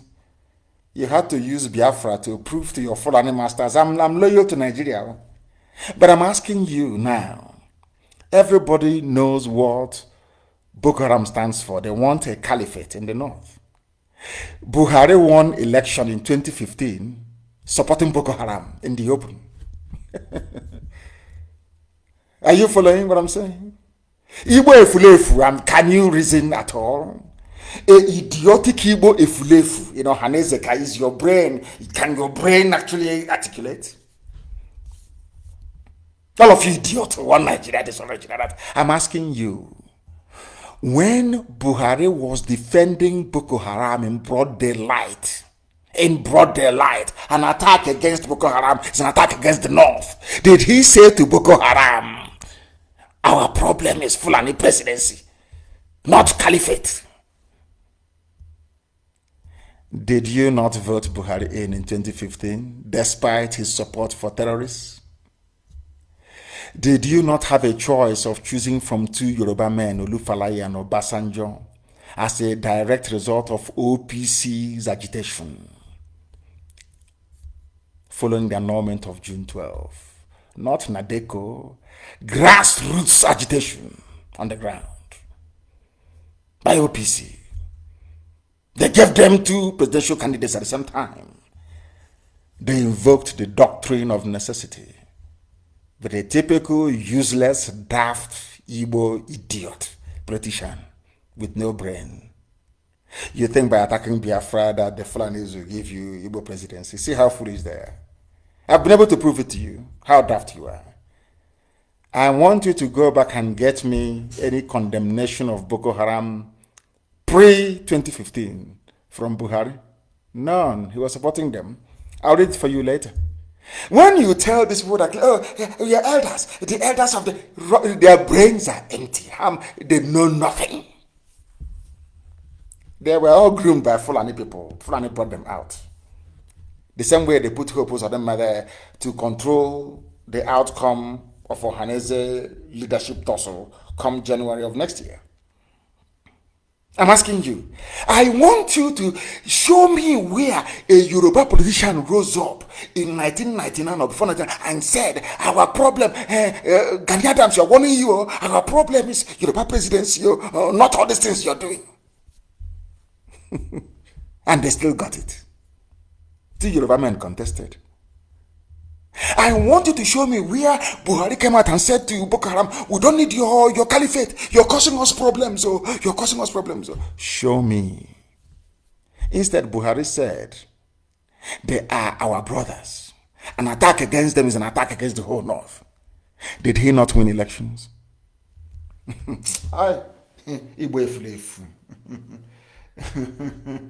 They know nothing. Yapping rubbish. One Nigeria. We want one Nigeria. I will defend one Nigeria till I die. People talking rubbish. Our mandate is Igbo presidency, not Biafra. Ohaneze chief. Because we made the mistake of talking to them. Have you seen? You see their lives? You see how they behave? They have no brain, no knowledge of history. Stupidity everywhere, from top to bottom. Stupidity everywhere. All they do is, we are elder. Their brains are. And I said to them, don't foolish young people grow old? All some of these baby saboteurs we have now, are they not going to grow old? So when they grow old, they become elder as well. Is that correct? We are preaching the gospel of redemption, please. Live and direct. Live and direct. And the Vanguard newspaper today rushed and published it. Igbo elites have turned down on Nnamdi Kanu's rhetorics to achieve restructured Nigeria. Only Igbo politicians, or should I say Biafran politicians, they are the only ones that think that attacking their own people will advance their goal. When I came out, I attacked the enemy, the zoo state. Fulani Janjaweedism. But some of this, do you see how they groom their baby saboteurs to follow after them? A slave life. They never attacked the Fulani Janjaweed. They never attacked what is happening in the zoo. It is Nnamdi Kanu's rhetoric. So by speaking this way, You want Fulani to love you and embrace you. So what you're saying to Fulani is that we are prepared to sacrifice Nnamdi Kanu to you, as they have done on 2 occasions. We can kill him for you if you want. If that is what they're saying, in effect, is that if IPOB and Nnamdi Kanu is the reason why you cannot give us presidency, leave it, promise us anything, we'll kill them for you. That's what they're saying. Do you see the saboteur mindset of an Igbo man? Sabo to the core, to the bone marrow. Do you see what they are doing to themselves? Do you see, when we speak now, they say, oh, please don't insult them. But do you see how they're insulting themselves every day? I asked them a simple question, and I don't want go write it down. If you see any efulefu, including this idiot, I don't know his name, any efulefu, ask the efulefu. Throughout the agitation of OPC, I want you to show me where a Yoruba man came out on a national newspaper and said, OPC, stop this thing you're doing. What we want is Yoruba presidency. I said, show me one article. Again, show me an article that says that they don't condemn Boko Haram. What we want is northern presidency, not caliphate. Show me one article. You will see none. Do you know the funniest thing? Their politicians backed OPC. They got the presidency. Fulani politicians backed Boko Haram, a terrorist group. They got the presidency in 2015 and they're still there till today. You people that every time you keep sacrificing yourselves to the Fulani, have you gotten anything? Ordinary vice you cannot get. Ordinary Senate president you don't have. You have nothing. That is the price you pay for sabotage. Treachery. You think they don't know in the north? They know now, they're laughing at you because you're dumb. You wear that cap and you're talking rubbish. You're an elder, a little boy. In IPOB, we have council of elders in IPOB. We have crowned heads in IPOB. We have kings. In fact, let me put it this way, traditional rulers. And a chaff, in Oka, a complete chaff. Is calling them youths. Those youths. Have you not seen our mothers before in Anambra? Do they look young to you? People that gave birth to men who are older than you. You're calling them youths. You see how foolish they are. You see how foolish they are. Unbelievable. Unbelievable. That's their lot. That was how Zeke sold them down the river. And today you're suffering it. Are you not suffering it today? The same efulefu mentality. I want to prove to all of you that this very effort to Islamize, to take over our land, is a concerted effort. And the reason why I like other people, and you know, the stupidity, I'm not saying that there are not some, of course there are some Biafran journalists who are very good. They will always try to be objective and report what is happening. But there are those who are fools. I want to use Daily Trust in the north and most of the Lagos-based newspapers in the west to also educate our people. I want our people to understand this. I want Biafrans to understand this very simple logic. The same way I've been able to prove to you that throughout the agitation of OPC for Oduduwa State, when they perceived the injustice of June 12 annulment, they agitated. No Yoruba man came out to ask OPC to stop what they're doing until they got Yoruba presidency. The same thing happened in the north. No northerner came out and said to Boko Haram, stop what you're doing so we can go and get Fulani presidency. No. Two of them were working together. As a result of Boko Haram, Buhari got into office. As a result of OPC activities on the ground, the Yorubas got presidency. They never attacked their frontline activists. Never. Only an Igbo man does that. And that's why they have nothing. Do you see how foolish they are? Do you know that Daily Trust newspaper is a Janjaweed paper advancing the Fulani cause. And they know that the last line of defense is IPOB. They know that. That is why they will attack it. Let me tell you what they claim an Igbo man wrote.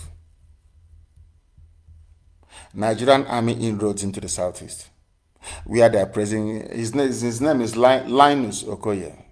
He was writing and praising Fulani army killing their own people. An Igbo man, Linus Okoye. Because tomorrow when people get upset, when men rise and get upset and start dealing with these saboteurs, some of you will start complaining. We look at what they're writing. And a Daily Trust newspaper gleefully wrote it. Daily Trust is working. It's a Fulani paper working for the Fulani Janjaweed. Do you know what this fool said? That the Nigerian army has done so well in the southeast. This is the army that killed his people. The massacre that Amnesty International documented at Mpo. Massacre in Aba. Nobody's hiding that. Did Britain say anything? Was there any commission of inquiry? No. An Igbo man is praising a Fulani army, more or less, for killing his people. It's in the Daily Trust. What, you know, how well they did, killing his own people.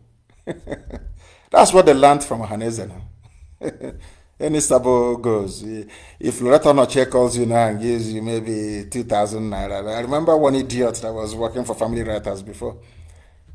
An Anambra politician called him, gave him one laptop, one smartphone, and 2,000 recharge card every week.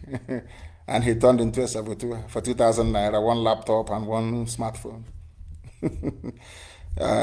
Talk less of this one. Who knows what they must have. Maybe as a assistant to assistant PA on media to one idiot in Abuja, and he wrote for Daily Trust. If you go there, they say, no people man write this. They are saying Burata is doing very well, killing his people. What they learned from Haneze. Because you see goat, when goat gives birth to a baby goat, when mother goat is eating yam, baby goat is watching the mother goat eat yam. One day, baby goat will go and taste yam as well. That's what it. What I'm saying is that, in effect, is that what Haneze has been able to do is to entrench a culture of betrayal and deceit into the mentality of an Igbo man. Because they can see that betrayal pays. If I betray my people, Abuja will give me something. So why don't I betray? That's what they're now doing. So it is now in our bone marrow. Betrayal. That's why somebody wrote this. His name is Linus Okoye. Praising somebody for killing his people. Whereas the man that they claim that running the zoo in his name, Buhari, when in Hejrika bombed Boko Haram hideouts, he was screaming until they removed the Hejrika. You see how an Igbo man behaves. Very foolish. Very, very foolish indeed. Very sad. That's the way they are. You can't change them. But IPOB is here. And very soon the result will be out. You know how, do you see how miraculous, our God is? When I launched BSS, they said because of BSS, we are coming to kill you. The same thing that was launched in 2017, they came to kill me. Our Yoruba brothers have launched it. Even terrorists, Mieti Allah, have launched their own. The same thing I said in 2014, 2015, arm yourselves. Today, Catholic bishops, governors are now saying it, go and arm yourselves. We are always one step ahead of our enemies. Luckily for us now, the Yorubas have launched their own. The terrorist group, Fulani terrorists, have launched theirs, Mieti Allah. We are the only ones left. And we are coming, we are coming. We are coming. It's only a matter of time. We are coming. We are coming, and the world will see it. Now, let me see who is going to write. Because once they write their petition, these professional petition writers, once they write now, can you see, Nnamdi Kanu has raised an army. I will simply send pictures of Amoteku and newspaper cuttings of Mieti Allah to every diplomatic mission in the world to say that what we are doing is no different from what others have done, you see. Do you know those who are going to fight us? The same governors you have because they were put there by Fulani men. Fulani will call them and say, what are you doing? Are you there? But in their own place, they are funding bandits and terrorists. But in your own land, that IPOB is coming to defend you. They ask you to sabotage them. And you come out and you're talking rubbish. As usual. As usual. That tells you all you need to know. That tells you all you need to know. And this evening, I just want the world to have an insight into the brain of those that claim they are leading our people on the ground in Biafra land, be they in politics or in socio-cultural groups like Ohanese. Uzodinma petitions the National Judicial Council, I think that's what it's called, NJC, the AGF, his Fulani Masters, over Supreme Court governor tag by the PDP. That was yesterday. He wrote to them saying, PDP are calling me Supreme Court governor. And the question tonight, are you not Supreme Court governor? Who made you governor? Did Imo people vote for you? The answer is no. How did you emerge governor? You went to Supreme Court. And it is another thing that I find distressingly baffling is this. How we all forget so easily. They went to Supreme Court. Supreme Court tabulated the number of votes cast. And it is more than what INEC submitted. And that was how he emerged as the governor. Supreme Court sat down and said, let's make him governor. Some of you thought it's the Fulani Caliphate. They want Uzodinma or their pet, their stooge, to give them an Ohanese PG that is loyal to them, even more loyal than the present one you have. That's why they put this ex-criminal there. 419 in Lagos. He was the secretary of 419ers in Lagos. He was a professional scammer, a thief. He will write letter and tell you, come and buy, or want to sell a port or land to you, and they scam you. These are the type of leaders you have. This is the type of person who emerged, that they chose, a criminal they know is a rogue, to be Imo State governor. And Ohanese visited him, solidarity visit. No honor, no dignity, no discipline. Oh dear me. Welcome to the world of mad people. Imo State Governor Hope Uzodinma has petitioned the National Judicial Council and Abubakar Malami, who is himself under probe and investigation over the tag of Supreme Court governor used to describe him by the PDP. Hope Uzodinma, who brought you out, is not Supreme Court. Not only did the Supreme Court bring him out, this Supreme Court full of monkeys with horse wig on their head, they sat down. Number of voters in Imo State was 850,000. Supreme Court conjured up 935,000. And the simple question was, or is, where did you get the extra votes from? They don't know.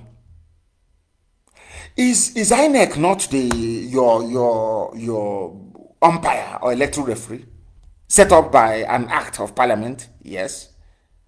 If I want to know the number of people that cast their votes to put in that terrorist sponsor, El Rufai in Kaduna, who do I go to? I go to INEC, not to Supreme Court. So Supreme Court, who did you go to determine the number of votes cast in Imo State? Nobody. Even INEC was raising their hand to speak in court. They said, no, sit down. This bunch of fools sat down and decided to award votes to Hope Uzodinma. That was how he emerged, courtesy of Supreme Court. And nobody will stop. Everybody will keep calling him Supreme Court governor until he leaves that place. Our people don't know it's a slap on the faces of all Biafran people. You don't know that? A very dirty slap. With Hope Uzodinma, what the Fulanis are saying to you is that we can do anything we like. For the idiots asking us to go into politics, you can see it now from number 4 to number 1. What can you do? Nothing. They have army at Obinze. If you talk, they will shoot you dead. And the world will ask what is happening. Oh, let's ask Britain. Britain, they'll go to UK and ask them, what is happening? Did you hear all the shootings of the protesters in Owerri? They say, no, it's a minor, it's a farmer-header clash. And the case will be closed. These are the things I want. As long as you listen to us, your life can never be the same. You'll be able to reason properly. I want the world to understand why in Biafra land we have a conveyor belt of saboteurs. Conveyor belt. Because the political leadership, they got to where they are by compromising and sabotaging each other. That's how they got to where they are. The socio-cultural group itself, for Hanese, they are the ones that have entrenched betrayal as a way of life, as a way of reasoning. That is why every idiot will come, okay, now. I remember when we were growing up, Chubo Kadiwe was our role model in terms of politics. He read political science and he was well spoken and he was very good and he did brilliant things and all the rest of it. Everybody within that Shagari era, not because they supported MPN, but because of Chubo Kadiwe, they wanted to read. Every young, impressionable, teenager wanted to become a political scientist, to be like Chubo Kadiwe. There's something that is happening now. You have seen that these people, they made it by betraying one another by selling our land. So everybody wants to betray and sell our land. So they can be like couples of them, and who knows? They can make them governor one day. Once Fulani comes and looks at your record of treachery against your people, they'll see if they can promote you. That's why you have endless supply of saboteurs every blessed day. But of course, everything, and very soon, result of one and very soon, the world will hear about them. Very, very soon. They'll be shamed very soon. You will hear about them. we are IPOB. We are the largest mass movement on this earth, bar none. When we march, the earth vibrates. The largest in the whole world. And that is why our enemies are afraid of us. He is the Supreme Court governor, and that remains his name forever and ever because they appointed him. With what is happening in southern Kaduna, what is happening in Katsina, what is happening in the rainforest, as this very good man put it, the former deputy governor of the CBN, what is now very clear is that there is a genocidal war going on. In the midst of the genocidal war, the Fulanis have come to Nimbo, they have come to Ozowani, they have come to Oka, they have come everywhere, they are settling in our land by force. Somebody will rise up from the same land where people are crying, where women are saying we cannot go to the farm anymore. Our mothers in Ungwa, they are protesting every blessed day.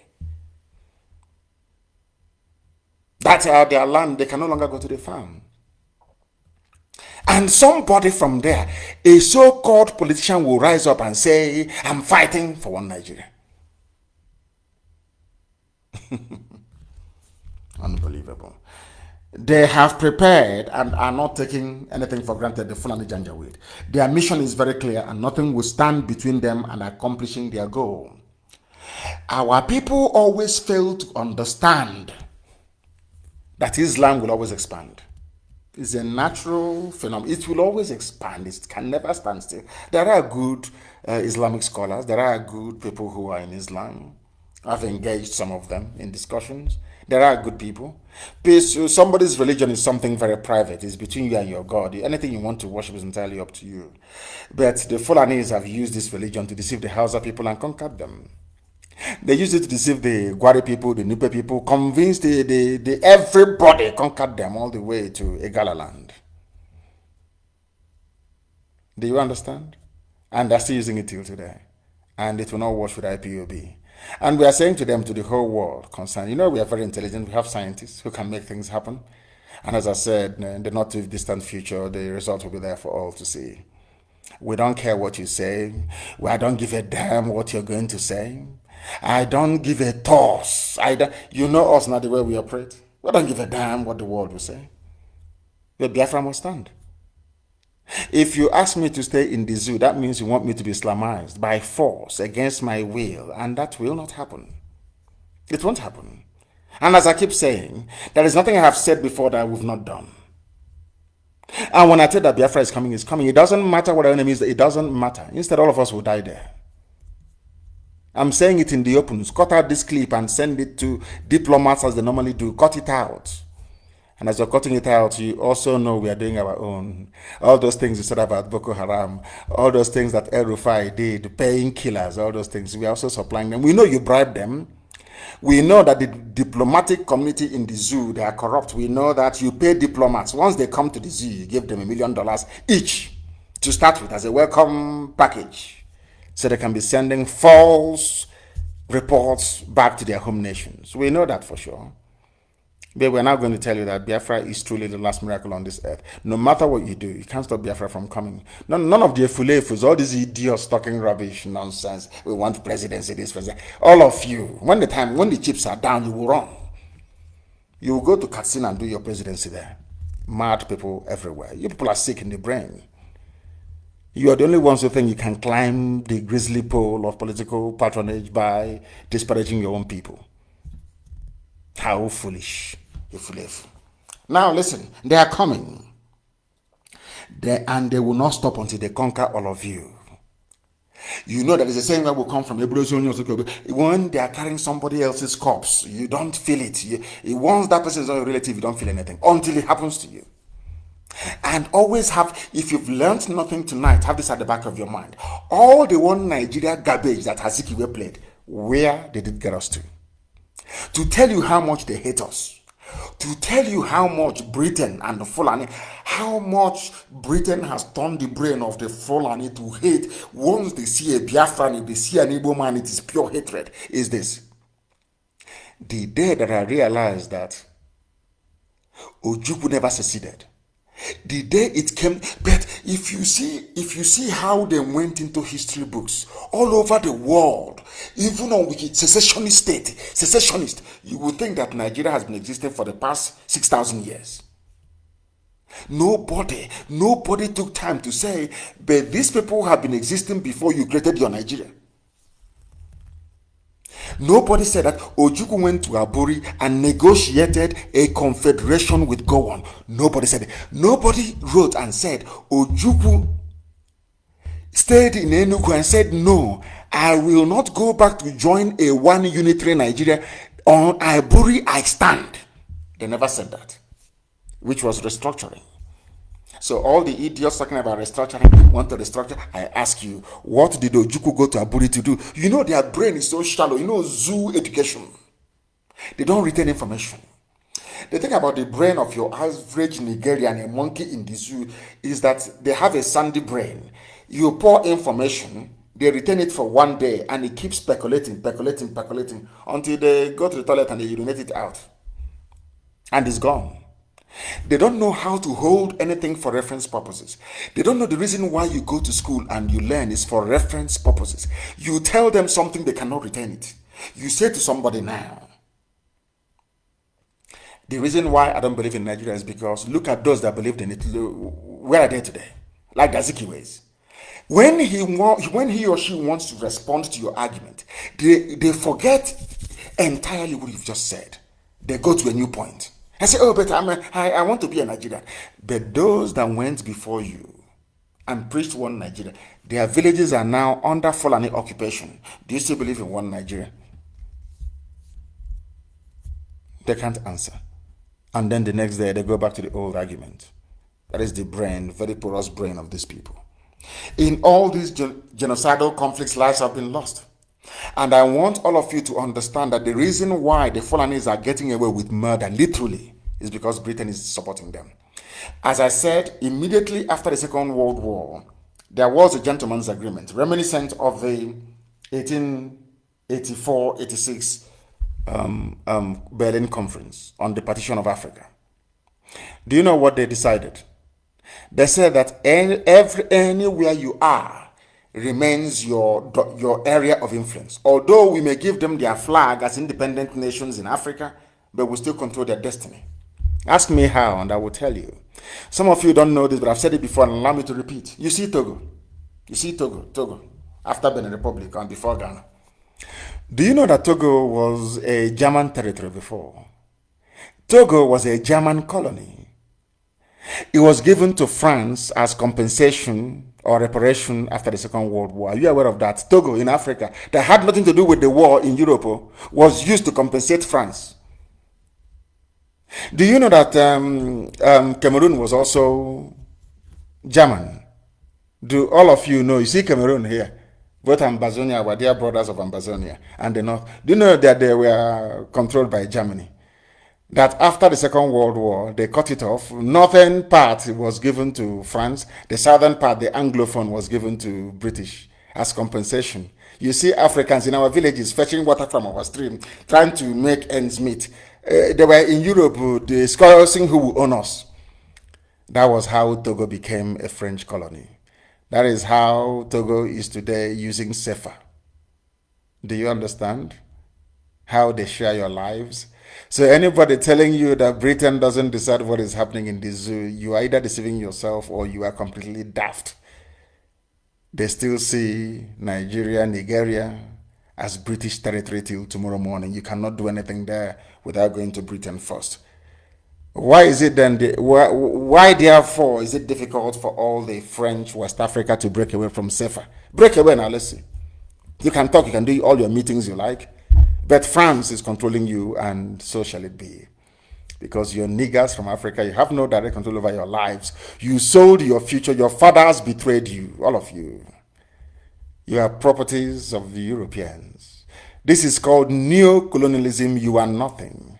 That is why in the zoo, the Fulanis can kill everybody, because the first person you defer to is UK High Commission in Abuja.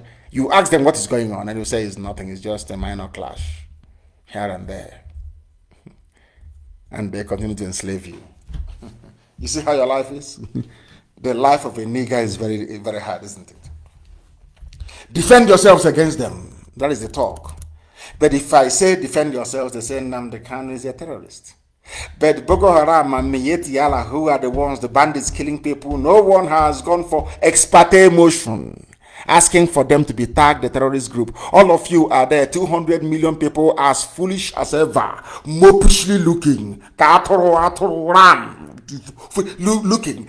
Bandits are killing you. Nobody has gone to court to say, let us label them a terrorist group. But an unarmed group asking you to defend yourselves, all of you were there, IPOB was tagged a terrorist group by the Fulani. Do you see such hypocrisy and such double standards? Let me play this for you so you understand it. You understand what the Fulanis are doing.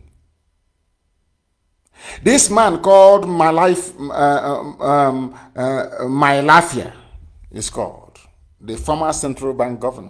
DSS invited him, but the same DSS has never invited Miyetti Yala leader for going and saying that the Benue belongs to them, that they will kill and take over the people's land. They have never invited Miyetti Yala leader. Britain is there. DSS is because they are Fulani. Everybody is Fulani. Miyetti Yala is a Fulani terrorist group. Nobody has ever invited them. And all of you wake up in the morning, I want to defend Nigeria. I will defend Nigeria. When I look at I say to myself, but the Europeans, these are the people to experiment with. They're looking for guinea pigs to test COVID-19 vaccine and all the rest of the stupid drugs you make. You look, there are enough black people who are so foolish that all they are good for is for laboratory experiment. I'm telling you the truth. Let us listen to this preacher, Prophet Isa El Buba Sadiq. I didn't ask you to listen to anybody else from IPOB. Listen to this man. I am playing for you people who are not Biafrans. These are people who that Britain gave to the Fulani, calling them North. Any day you realize what Britain came to do, you will know. Do you know that Britain came, and do you know that the creation of Nigeria itself is a direct project of Satan? Do you know that the reason why that place was named Nigeria? Nigeria means nigger area, black area, darkness, poverty, backwardness. Satanic, that's the meaning of it. Do you know why they named it Nigeria? Was because we are children of light, because of Biafrans. Are you aware? Do you know the reason why they named that place Nigeria, a place of darkness, was because we represent the light? Do you see why we love Ojukwu so much? Ojukwu himself doesn't even know what he came to do. I don't think he knows. He thought it was just an accident. You know, people were killed in the north and he went back home and declared Biafra. No. God was using him for a purpose because his heart was clean and clear. He was a good man. Our eternal leader was a good man. His heart was clear. God saw something in him and used him at that time to announce his kingdom to come. And they all went after him. That thing Ojukwu saw 50 years ago is now happening, isn't it? Because we are blessed. Britain created Nigeria because of us. They have come. Satan sent them to extinguish the light, and that light is Biafra. That was why they named the place darkness. And empowered the Fulani so much. The Fulani has no job in life. For the British, suppress Biafra, keep them down, kill them, massacre them, jail them, do anything you like. We are here, we are Britain, we'll defend you anywhere in the world. That's what's been happening. Let me play what this man said, and we try and bring the program to a close. Let me play it for you. There are many things to cover, but I'm sure on Friday morning we'll go through them. Listen. The question I want to ask, yes, has the Nigerian constitution denied any Nigerian of self-defense? Still on self-defense, so. You remember that thing I said in Los Angeles that said Nnamdi Kanu is looking for war. Bring him, hang him, treasonable felony. There is a pastor, his name is Professor Isa El Buba Sadiq. The same thing I said.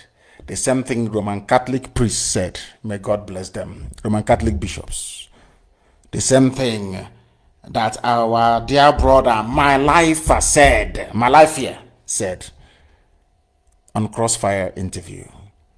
Ex-CBN governor, the same thing that I said 5 years ago. Do you know those that asked for me to be killed were mostly Igbo people? Because I said that we need guns and bullets to defend against what is happening today. Those things have come. They are now happening. And instead of us to face it as an existential threat and deal with it, people are talking about presidency as if they are drunk, as if they are foolish. As if they are foolish. I don't understand these people, honestly.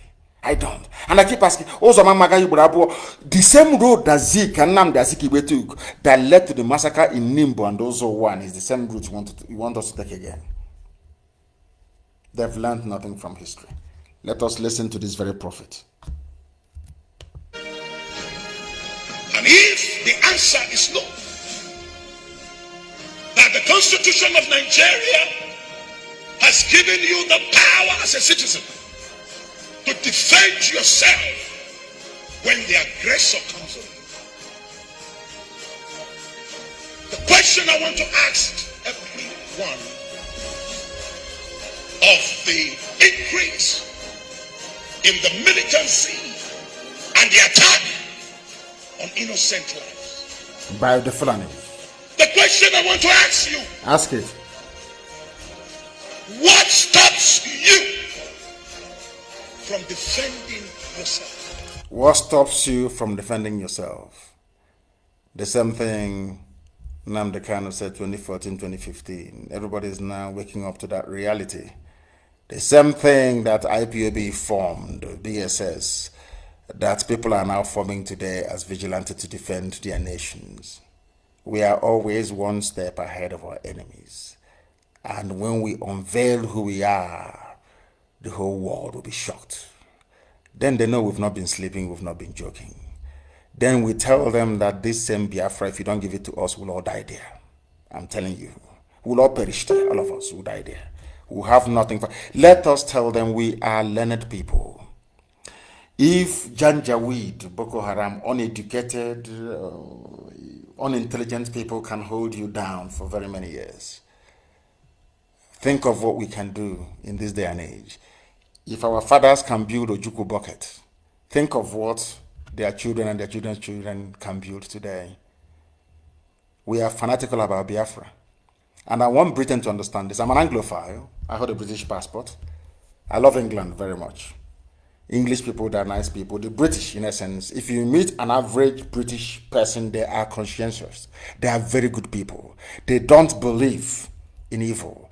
That was why Oluwade Kwano managed to go to a British court to win his right to be free. Because in England, reason prevails. If you go to a court in England and convince a judge that black is blue, once you present evidence, he will agree with you. They're highly civilized people. But some people that work for their governments are letting them down. I am an Anglophile, as I said. I will always defend British interests anywhere, any day, anytime. But not the defense of an interest that is designed to perpetuate racism. The creation of Nigeria is a racist construct. It was born out of racism to suppress Biafra. But this light of God you cannot suppress any longer. That is why to us, Biafra is everything. It is the air that we breathe. It is more than all you can imagine. They say we are fanatical about Biafra because, yes, to us, Biafra is our religion. And here on Radio Biafra is where we worship. And do you want to know why? Because the God Almighty in heaven, Chukwokika Abiyama, is our God. I love you very much from the bottom of my heart, I must tell you that. But from me, from here, it is good evening.